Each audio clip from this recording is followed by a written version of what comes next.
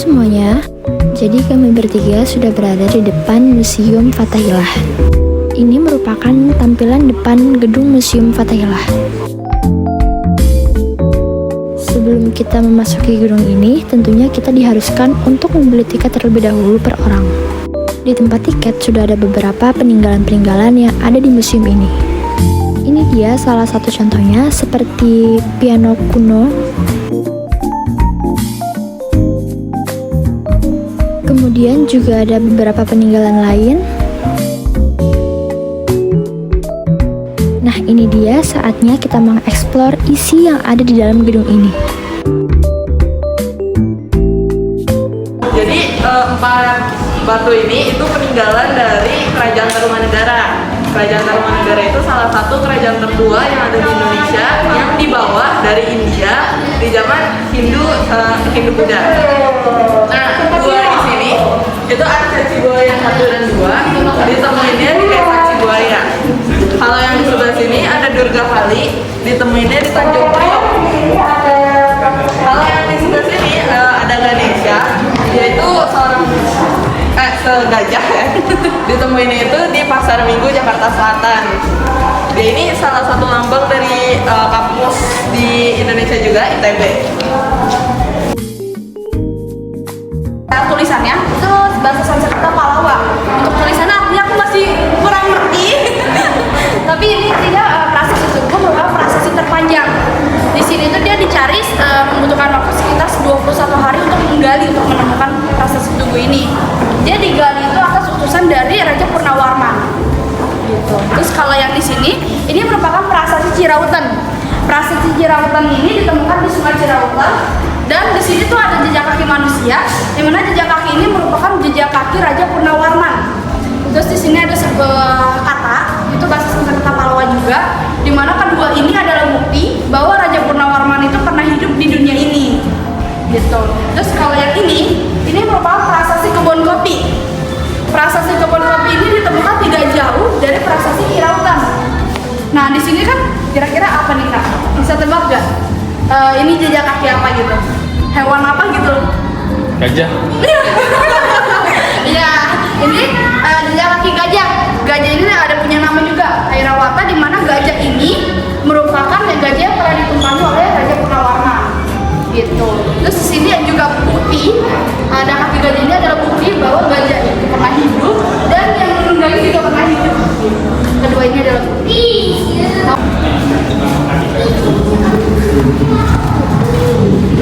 Kalau di sini merupakan masa bercocok tanam. Dimana kalau di sini untuk dia dibuatnya itu kayak gini kan, cara pembuatannya. Terus kalau untuk jadi cara pemakaian seperti itu jadinya. Jadi itu sebenarnya ada 2 nama itu. Yang satu tuh bisa buat mereka buat bercocok tanamnya. Yang satunya lagi itu buat memotong ya. Jadi cara pembuatannya ini kan nggak seperti itu. Pasti ada serpihannya. Serpihan itu dibuat jadi sebagai perhiasan. Perhiasan itu yang ada di situ Kak. Itu serpihan-serpihannya. Itu ada perhiasan juga yang udah jadi di bagian ujung sana.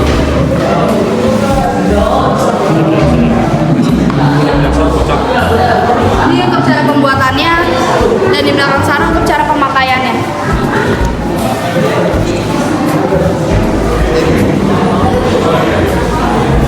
Lanjut lagi.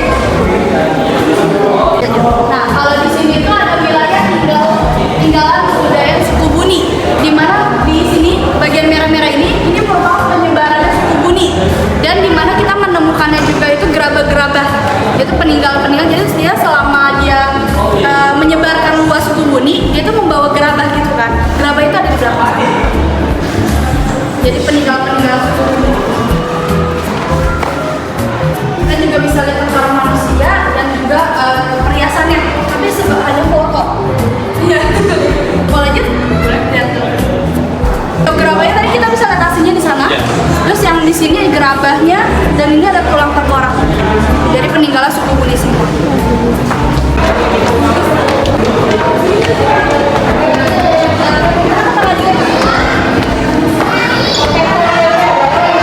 Jadi di sini kan merupakan sekat ruangan. Sekat ruangan ini namanya ada Dewi Perang. Maka dari itu sebagiannya ada tombak, ada meriam, karena dia merupakan Dewi Perang.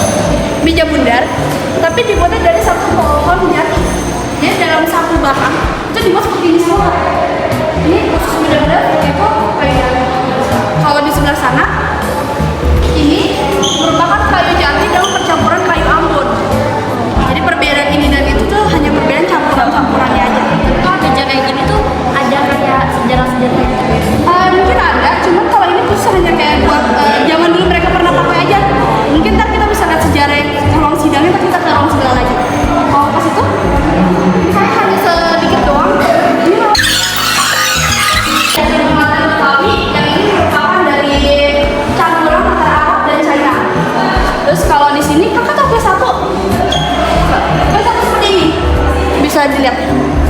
Jadi dia sagu ya tuh. Dia kayak kue sagu, cuman kan kalau sagu full nggak ada isiannya. Kue satu tuh ada isiannya. Isinya itu bisa kayak kelapa atau enggak jadi dari kacang hijau. Ya mungkin kalau aku pribadi aku cuma tahu sebenarnya kue sagu itu bentuknya seperti ini. Ternyata aku juga baru tahu ternyata dia punya banyak cetakannya. Jadi ya kalau pada umumnya tuh hanya seperti ini Kak bentukannya. Iya. Tapi ternyata banyak. Sering. Iya. Gitu.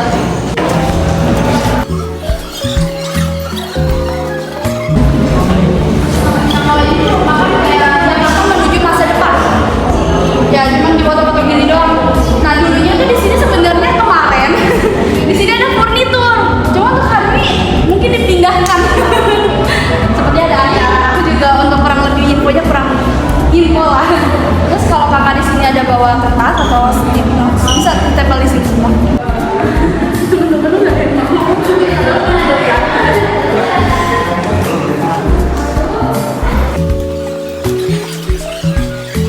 Jadi tiga lukisan ini kan mungkin orang-orang ngiranya menyambung kan ceritanya karena kan dia kayak nyambung gitu. Sebenarnya tiga lukisan ini dia memiliki ceritanya sendiri. Jadi dia sendiri dan dia sendiri. Nah lukisan ini itu kan tentang hukum. Dimana hukuman ini pernah benar-benar berlaku pada awal abad 17. Nah lukisan ini itu dibuat itu awal abad 18 oleh pelukis itu namanya J.J. Nuggies. Untuk yang tengah ini tuh berkaitan dengan mungkin yang dalam agama Muslim dan agama Kristen itu tahu tentang cerita ini. Jadi ini ada Raja Solomon. Raja Solomon ini didatangi dua orang ibu yang memperebutkan seorang bayi yang masih hidup. Dimana dia datang untuk meminta keputusan bayi ini itu yang berhak memiliki bayi itu ibu A atau yang B gitu. Nah akhirnya Raja Solomon itu bilang yaudah biar impas atau biar selesai bayi ini kita potong aja jadi dua biar ibu A dan B itu dapat setengah dan setengah. Akhirnya ibu yang baju warna merah ini langsung ke depan langsung ngomong kayak Raja berikanlah bayi ini kepada ibu yang lainnya. Akhirnya Raja Solomon itu langsung ngeh gitu kayak oh ibu yang tidak tega inilah yang berhak memiliki bayi itu. Karena kalau misalkan di pikiran raja itu dia mikir tidak ada seorang ibu yang ingin anak itu dibilang menjadi dua kayak nggak ada kan ya. Jadi akhirnya ibu yang berbaju merah inilah yang ngambil anak itu. Terus kalau yang ini itu ada namanya Raja Jalekus. Raja Jalekus orangnya ini nih yang duduk ya. Nah Raja Jalekus itu memerintahkan seorang hakim kayak dia bilang dia bikin keputusan kalau ada orang yang melakukan perjinahan apapun itu harus kedua matanya dicongkel. Yang anehnya anaknya sendiri yang kena, anaknya melakukan perjinahan. Akhirnya anaknya itu dicongkel kedua matanya. Tapi dia sebagai seorang ayah tuh tidak tega kayak sebagai hati nurani seorang ayah ya. Akhirnya dia memberikan satu matanya untuk dicongkel. Jadi sekarang anaknya punya satu mata dan ayahnya punya satu mata juga. Masing-masing punya satu mata. Terus kalau yang di bawah tempat kursinya itu ada mahkota ya. Iya. Nah, mahkota itu ada pertandanya juga di mana dia itu sudah turun jabatan. Jadi udah tidak menjadi hakim lagi atau sebagai raja lagi. Gitu. Karena kan anaknya sendiri udah kena nih, jadi mungkin malu gitu. Oh, jadi mahkotanya itu ditaruh bawah gitu? Iya, karena kan mahkota seorang raja itu nggak mungkin bisa ditaruh di bawah kan. Jadi itu kalau udah taruh di bawah udah pertanda lah anggapannya. Dia udah nggak jadi. Terus kalau yang untuk yang cerita terakhir ini ada Raja Persia namanya Kamises. Kamises ini memerintahkan seorang hakim yang bernama Sisamnes untuk dikuliti. Jadi Sisamnes ini sekarang kan ada turun jabatan nih karena dia harus dikuliti. Yang menggantikan jabatannya itu sekarang itu adalah anaknya sendiri. Nah Sisamnes itu dikuliti, kulitnya itu dijadikan sebagai kursi hakim. Kalau kakak lihat di situ, itu sebenarnya kursinya itu dari kulit manusia. Ada kepala dan ada tangannya juga. Iya itu. Di atas ada kepalanya kan kak? Oh iya. Nah yang duduknya itu sekarang anaknya sendiri. Jadi anaknya kalau ngeliat ke atas sudah ngeliat kepala ayahnya sendiri. Tiga-tiganya itu anaknya? Enggak, anaknya satu doang. Yang duduk benar-benar di kursi hakim samping ini. Iya, gitu. Terus kalau yang di sini, ini merupakan furnitur yang pernah dipakai pada zaman Belanda dulu.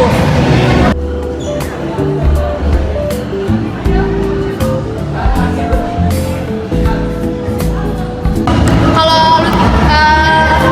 ruangan ini merupakan ruangan sidang kak. Dimana meja-meja pernah dipakai zaman dulu saat buat menyidangkan seluruh kasus. Nah, jadi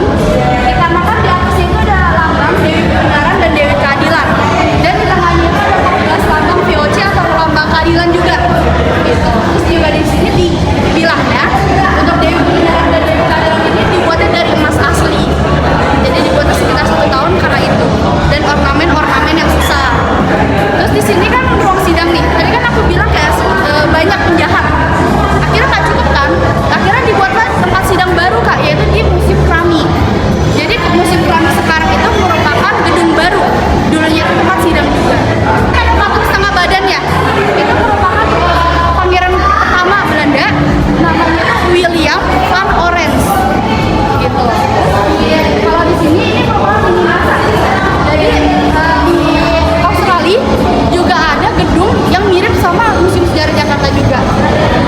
Terus ini mungkin lebih menarik sih. Jadi dibilang menarik karena apa? Ini merupakan lukisan Van der Para, di mana lukisan ini asli, tapi tidak diketahui siapa pembuatnya. Dan kalau kakak jalan dari sini sampai ke sana, lihat seperti itu matanya bakal gelap, karena lukisan ini 3 dimensi. Mau dicoba dulu kan? Biar nggak penasaran. Coba. Jadi lukisan 3 dimensi dia matanya gelap gitu, ya kan? Nah, dia ini orang pertama yang mengenalkan korupsi di Indonesia, di dunia gitu. Jadi dia kan orang kaya ya. Lukisan itu dibuat karena dia suka kemegahan, dia juga suka kekuasaan, dia serba itulah. Terus akhirnya waktu dia ulang tahun, dia pernah mengundang satu pulau Jawa untuk datang ke hari ulang tahunnya. Bayangin berapa juta orang yang datang ke sana. Terus dia di sini juga kan dia kaya nih, tapi kayaknya mungkin kita bisa bilang itu tidak dapat secara halal. Jadi dia korupsi, kan dia udah korupsi, tapi orang-orang masih bilang dia tuh baik karena dia udah dapat banyak uang, dia juga bantu orang biar menutupi kesalahannya. Gitu. Jadi nggak terlihat parah banget gitu. Kalau kotak-kotak ini tentang pembantaian orang Cina kan? Kalau yang ini merupakan VOC. VOC dia perjalanan VOC dari awal hingga akhir, dari masa kejayaan hingga dia selesai.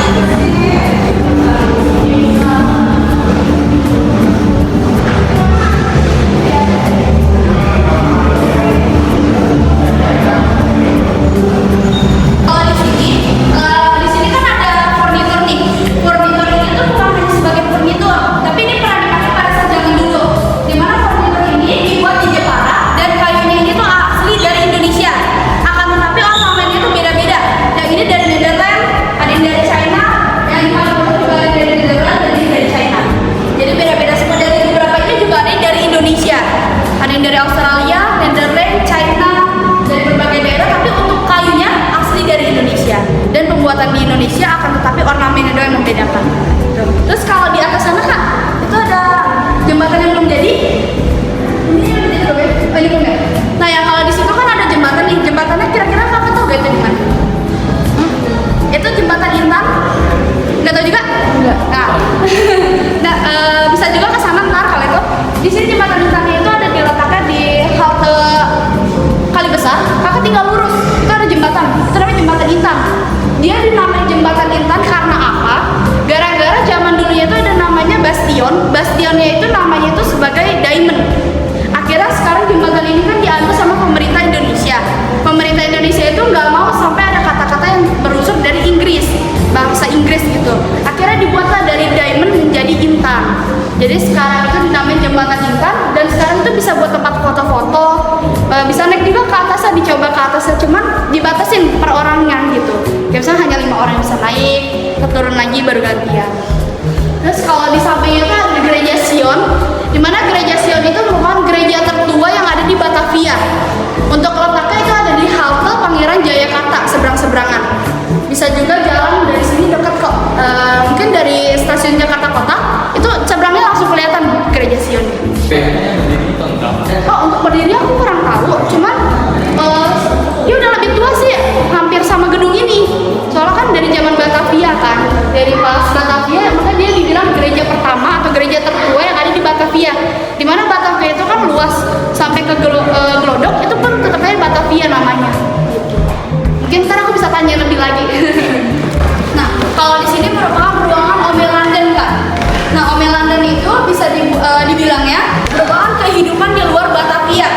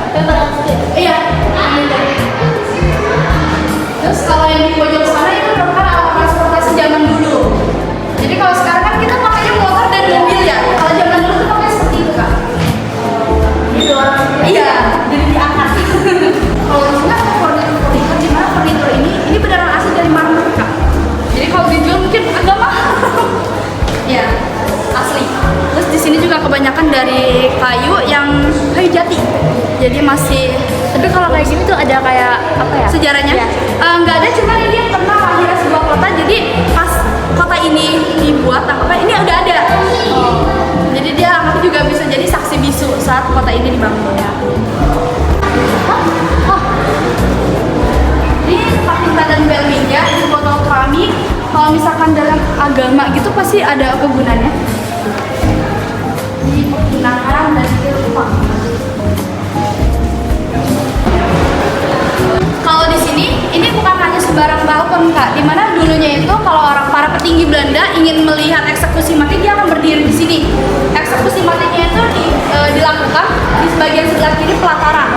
Jadi kan ini ada pelataran, nah tapi dilakukan sebelah kiri Kak, matinya dilakukan. Nah eksekusinya itu kalau misalnya mau dilakukan, itu di atas di lantai 7 akan dibunyikan lonceng selama 3 kali. Jadi udah 3 kali, akhirnya para warga yang di sekitar sini bakal ngumpul di depan untuk menyaksikan eksekusi mati. Terus kalau di sini juga kan kakak bisa lihat itu ada air mancur gitu. Iya.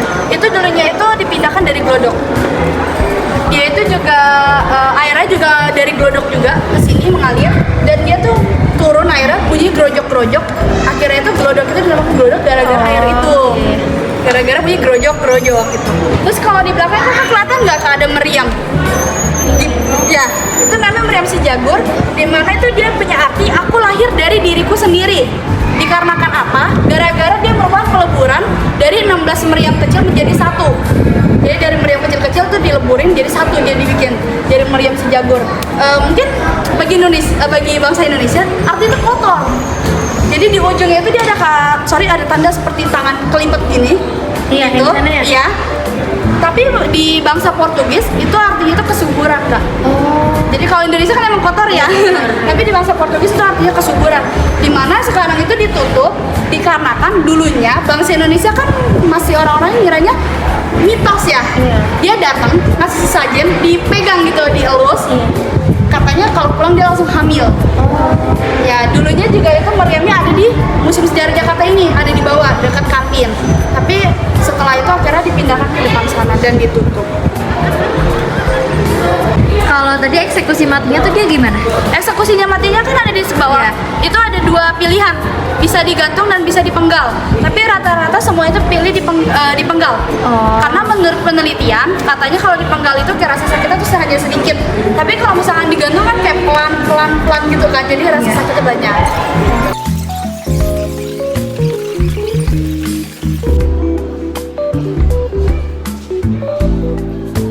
Sultan Agung Kak, dimana lukisan ini dari pojok dulu itu Sultan Agung bertemu atau rapat bersama para bawahannya atau anggotanya untuk membahas tentang peperangan ini, strategi peperangan agar mereka menang gitu. Terus kalau yang di tengah ini saat peperangannya itu kerajaan Mataram dengan anggota VOC. Akan tetapi di sini dimenangkan oleh anggota VOC. Tapi kerajaan Mataram itu nggak terlalu sedih gara-gara dia juga udah berhasil membakar seluruh bagian-bagian anggota VOC kayak rumahnya. Jadi di belakang itu bisa kelihatan nggak ada kebakarannya. Itu merupakan wilayah anggota VOC semua. Gitu. Terus kalau di sini ada JPK dan Kai Rangga. JPK itu orangnya ini Kak. Dan ini ada Kai Rangga. Kai Rangga ini merupakan utusan dari Sultan Agung untuk bertemu dengan JPK untuk memata-matai apa sih kelemahannya JPK atau enggak kelemahannya anggota VOC biar mereka di peperangan ini menang. Tapi mereka nggak menang, tapi mereka cuma bisa membakar doang. Kalau misalkan ini merupakan tombak, mungkin orang-orang bisa ngiranya tuh dulunya dibilangnya ini memang senjata pertama di dunia, tapi ternyata bukan Kak. Ini merupakan tombak yang pernah dipakai di replika, yang pernah dipakai saat peperangan ini Kak, di kerajaan Mataram. Terus kalau itu untuk menusuk orang bawahnya. Jadi ada gambar-gambar itu satu penusukan. Ada gambar-gambar. Terus kalau di tengah ini ada member masjid. Member masjidnya ini merupakan dari Kampung Baru diambilnya. Jadi diambil, dibayar sama museum. Akhirnya untuk uangnya itu mereka buat untuk masjid baru lagi di Kampung Baru. Kalau musim ini tuh ada jam tutupnya gak sih Pak? Jam tutupnya jam 4 Kak sekarang. Kalau istirahat siang tuh? Istirahat siang enggak, tetap buka semuanya. Nah, kalau ini merupakan ada anggota JPK yang tadi, itu JPK itu datang ke Aceh untuk ngambil rempah-rempah. tapi ada perlawanan.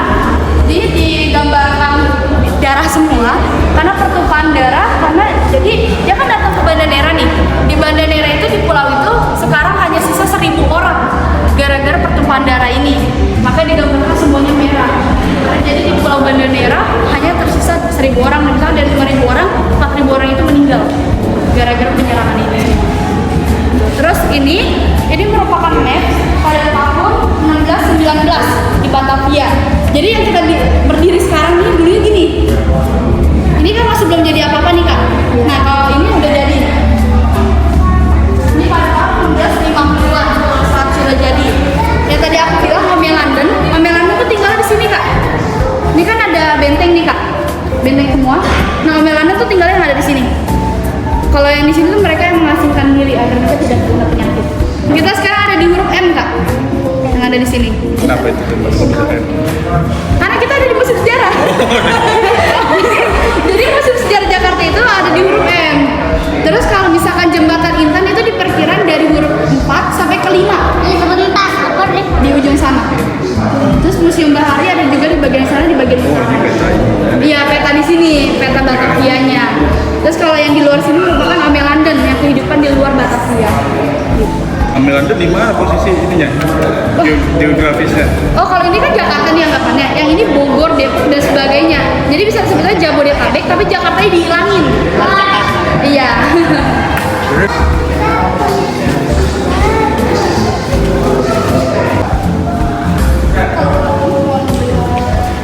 Kalau di sini kan ada suami istri ini Kak. Ini namanya Jacob Matthewson, dan kalau untuk istrinya itu masih belum diketahui namanya. Dia datang ke Pelabuhan Sunda Kelapa untuk melihat, kayak mengontrol gitu. Terus kalau ini di tengah ini kan ada kapal nih. Dia merupakan replika kapal VOC, di mana dulunya itu dia membawa rempah-rempah, ngambil dari Indonesia ke Belanda atau Australia gitu. Untuk sekali perjalanan itu membutuhkan waktu sekitar 6 bulan sampai 1 tahun.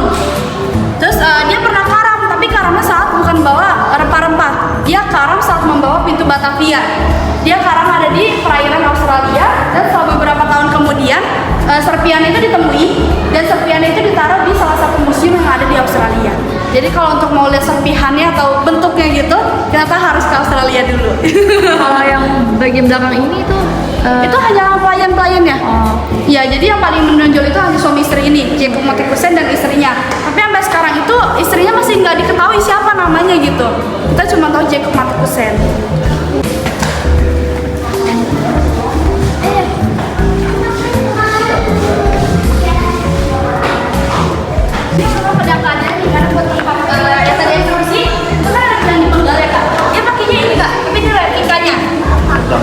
Dia punya pedang keadilan yang untuk para algojo yang dari Jerman itu untuk eksekusi.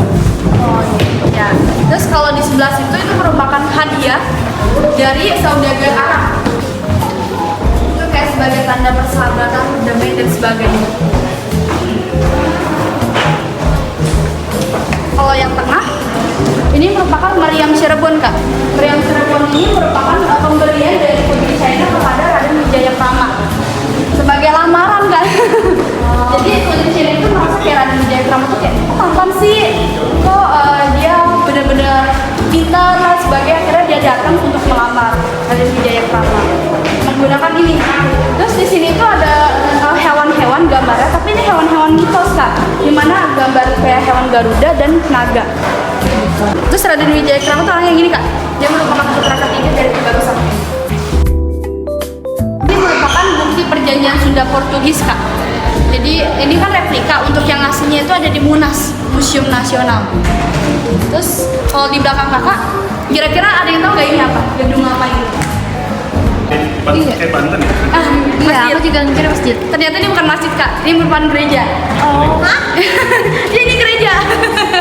Jadi gereja ini itu dulunya ada di Museum Wayang. Sebelum menjadi Museum Wayang itu merupakan gereja dia, gereja Belanda lama. Nah, gereja ini itu pada abad 18 itu ada kejadian, yaitu gempa bumi, akhirnya meruntuhkan seluruh gereja ini. Dan 1 abad kemudian, yaitu abad 19, akhirnya dari serpian gereja ini dibangunlah menjadi Museum Wayang yang sudah diresmikan oleh Bapak Ali Sadikin. Untuk info sedikit, ini merupakan pameran Kak. Ini pameran dari galeri yang ada di Malaysia, di mana pameran ini tuh belum selesai. Ini baru dimulainya bulan Oktober. Yuk ke sana.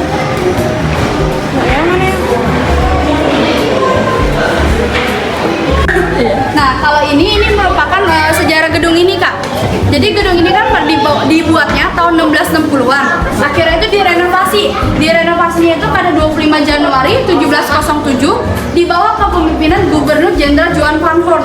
Tapi kalau kakak penasaran orang yang mana, itu orangnya ada fotonya di atas. Orang yang atas Johan van Horn-nya.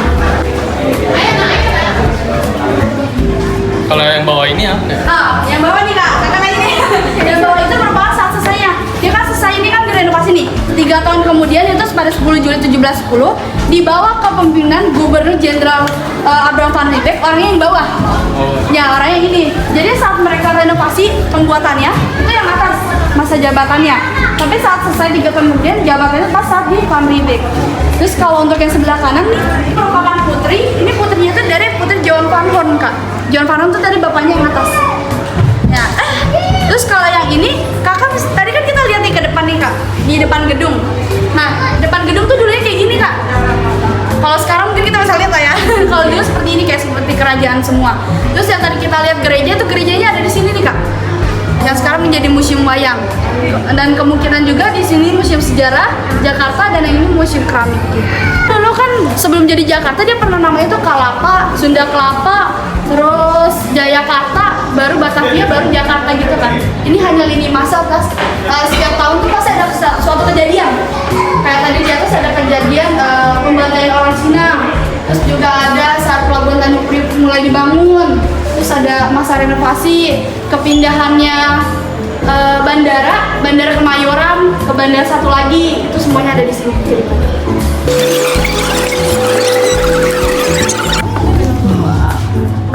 Enggak cukup. Nah, kalau di sini merupakan penjara bawah tanah khusus laki-laki, Kak. Dimana dari ujung sana sampai ke ujung sana, kalau sebaris ini, itu ada 5 ruangan sama semua. Untuk isi ukuran sama semua. Di sini tingginya sekitar 1,65 meter, lebar 3 meter, dan panjang dari depan sana ke belakang itu hanya sekitar 6 meter saja, Kak. Terus di sini perkiraannya muat 25 hingga 50 tahanan yang dalam satu tempat ini. Terus di sini juga ada bola-bola nih, Kak. Mungkin bertanya gitu, apa sih ini? Kalau yang kecil ini merupakan beratnya sekitar 3-5 kilo. Ini merupakan peluru meriam, Kak. Yang tadi kan ada meriam Cirebon tuh. Itu dipakainya peluru ini. Terus juga meriam di depan gedung itu pakai juga peluru meriam ini.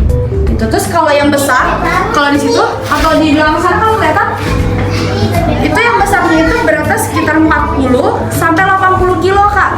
Jadi ini tuh buat pasungan. Jadi zaman dulu mereka kalau udah dimasukin, mereka juga harus dipasung. Jadi untuk beratnya itu mereka dipakai kalau mereka kejahatan itu besar, mereka akan dipakainya juga semakin besar. Kayak misalkan kejahatan itu besar, sekitar 80 kilo akan mereka seret. Jadi kan dipasung jadi seret-seret gitu kan. Terus kalau kejahatan itu kecil, itu sekitar hanya 40 kilo yang akan mereka pakai. Terus ini kenapa ditaruh di sini? Karena kalau misalkan kita kan sebagai guide mau ngejelasin, kalau nggak ada ininya pasti bertanya-tanya. Jadi ditaruh di sini. Terus kalau di sini juga 83% tahanan meninggal, Kak, semuanya di sini. Jadi kan udah sidang nih, udah sidang dihukum mati, ditaruh sini dulu sampai masa eksekusi mereka tuh mulai. Karena kan eksekusinya itu seminggu hanya 3 orang doang anggapannya. Jadi mereka nunggu. Tapi mereka sebelum dimulai mereka udah gak kuat karena udah bayangin, Kak, kayak 50 orang di dalam. Mereka harus dipasung, pintu ditutup. Terus kan zaman dulu itu masih nggak kayak gini ya, masih ke bawah banget dulunya. Terus buat pernapasan juga susah. Terus sorry ya, Kak, kayak pup dan kencing juga mereka lakukan di sini tanpa air. Jadi tempatnya jadi bau, jadi lembab, jadi kotor. Maka dari itu 83% tahanan meninggal dulu sebelum masa eksekusi dimulai. Gitu. Kira-kira tuh itu paling kurang berapa lama yang bisa bertahan di sini? Oh, itu aku kurang ngerti deh tentang itu, cuman hampir semuanya udah meninggal duluan. Di sini juga pernah ada Pangeran Diponegoro, Kakak tahu? Iya. Oh ya, pahlawan nasional kita juga pernah di sini, Kak. Jadi karena dia punya julukan pangeran ya, jadi dikhususkan, dia dibikin penjara atau sebuah kamar khusus buat dia. Kita bisa lihat, cuma nanti bisa lihatnya hanya tangganya doang, Kak. Karena untuk dia tuh sedang direnovasi. Ntar kita bisa nyusul. Itu karena apa dimasukinnya sini? Itu aku nggak tahu untuk kejahatan dia apa, tapi kalau aku dengar kata itu karena dia juga membela bangsa Indonesia. Jadi dia melawan Belanda, memberontak gitu. Jadi dimasukkan ke sini. Tapi dia tuh hanya kan kalau orang-orang yang lain kan dimasukkan ke sini untuk dihukum mati. Tapi pahlawan nasional kita tuh enggak. Jadi dia hanya diasingkan. Pangeran Diponegoro itu sekitar 26 hari di sini, baru dia diasingkan ke Makassar hingga dia meninggal. Patung Hermes ini dulunya ada di dekat Harmoni, jembatan Harmoni. Nah, kalau ini sekarang yang ada di sini tuh asli Kak. Yang kalau ini jembatan Harmoni sekarang itu hanya replika. Karena kan kalau asli sekarang banyak pencuri ya. Kalau dijual mahal gitu. Terus beratnya ini sekitar 120 kilo. Dia dibuatnya dari perunggu. Terus juga dia Hermes itu merupakan anak dari dewa Zeus. Nah, kalau di sini ada sumur, Kak, mungkin orang-orang pasti ngiranya cuma hanya sumur gitu. Tapi sebenarnya sumur ini tuh dulunya sangat-sangat berguna, Kak. Dimana dulu airnya itu bersih, dan ini buat minum para tahanan, Kak. Satu buat minum para tahanan, terus kedua buat mandiin kuda, dan ketiga itu buat pembangunan gedung ini dan memakai air yang ada di sini. Kalau sekarang kira-kira Kak tahu nggak kenapa sekarang ada ikannya? Karena kan kalau nggak ada ikan, itu banyak titik nyamuk. Jadi daripada banyak penyakit di sekitar sini, lebih baik kita taruh ikan. Jadi kan saling menguntungkan ya, ikan mendapat makanan dan kita juga mendapat hikmahnya anggapannya. Tapi pernah ada suatu kejadian gitu nggak? Enggak, di sini nggak ada sama sekali waktu itu. Mungkin ini ada tertutup gara-gara kan sekarang banyak anak kecil ya Kak. Manjat-manjat semua, jadi Udah ke dalam nggak? ke dalam dari atas sampai ke bawah itu sekitar 5 meter.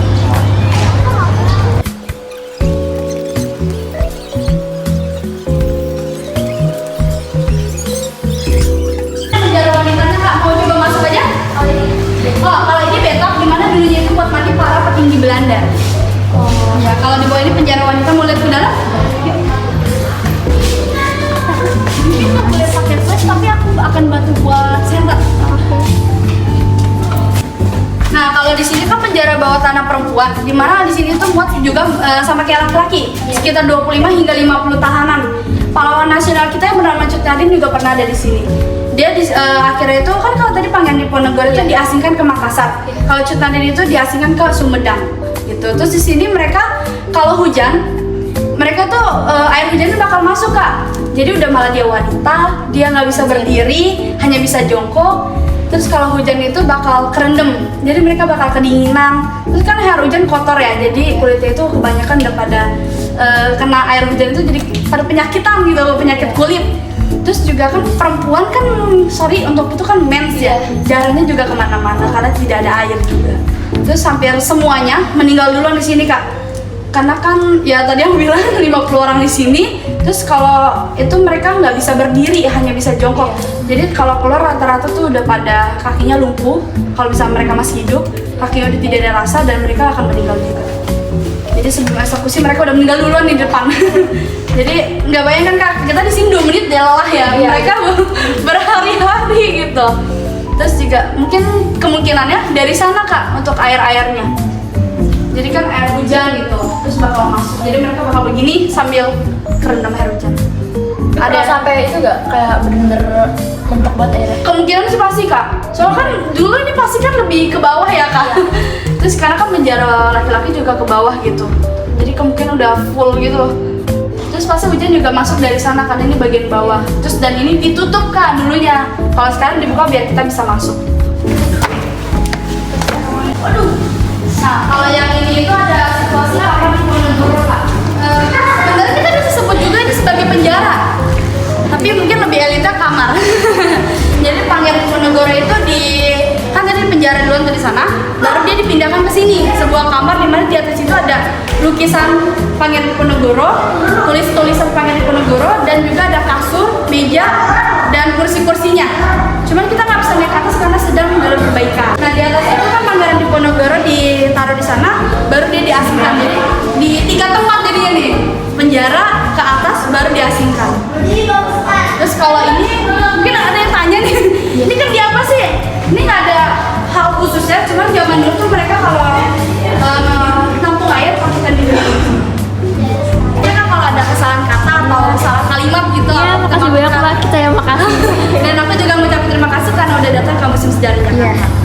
Aku boleh izin foto bareng nggak? Boleh.